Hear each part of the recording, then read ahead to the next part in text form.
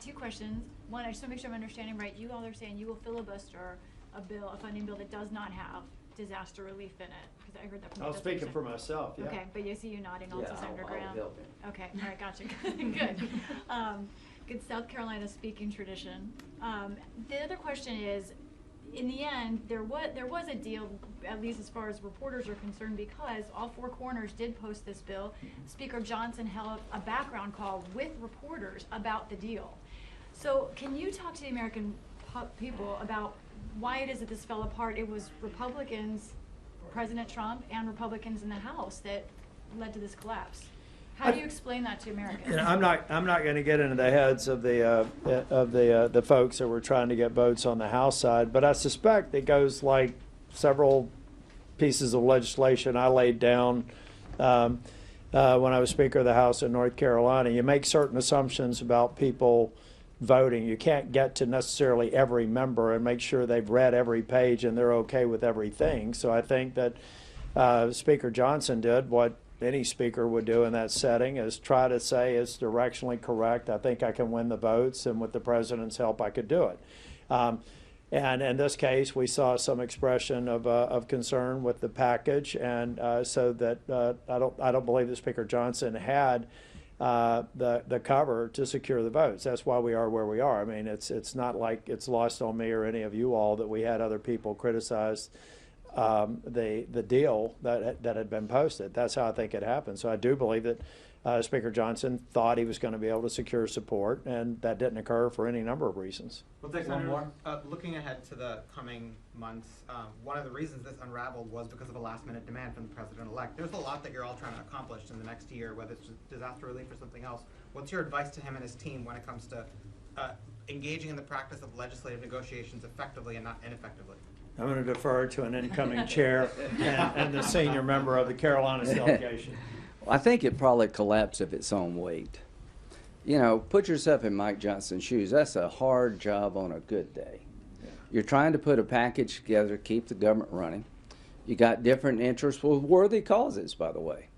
So the knock on the bill is it got too big, it got pork laden. I've never heard anybody suggest that the disaster component was pork laden. I've heard people say it should be paid for, but we've never done that before. This is truly an emergency. So those elements of the bill that were considered pork will probably fall by the wayside. But here's what I will tell people who want to figure out what's going to happen. If you can do this without a Democratic vote, that would be a miracle. You can't. So this is the world in which the Founding Fathers gave us. They gave us a world of checks and balances. They gave us a House that's up for every 2 years and sends up for every 6 years. The Senate traditionally has empowered the minority voices in the Senate for big decisions. That's changed some, but we need 60 votes to get it done in the Senate.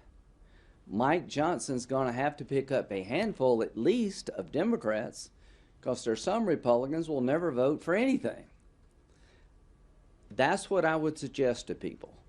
President Trump was upset by the size and scope of the package. He was president for 4 years. He actually negotiated pretty damn well, I thought, with Democrats to get positive outcomes. He'll be here in January the 20th.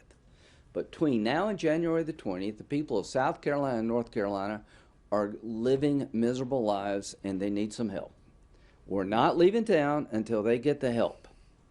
Yeah, well, and because this gentleman was one of the first people here, I'll let you ask the last question. I know my staff were about to cut you off, but it may be disorienting for the folks in Asheville, who's right on the precipice of finally getting that money, those small business loans, the FEMA money, and Donald Trump kind of blew it up, and they hear you say Donald Trump was right. Yeah. Help orient them as to how that's so. Well, you know, one thing that I'd really like to see here, we're talking about the 47th president of the United States, but where is the 46th president right now? What is he saying about this? To what extent is he getting Democrat members of Congress to stop thinking they have us where they need us and coming to the table and solving this? So if we want to have that discussion about President Trump, the future president. Let's have that discussion about President Biden, the current president, and I have not heard him weigh in 1 ounce over the last month. Thank you all.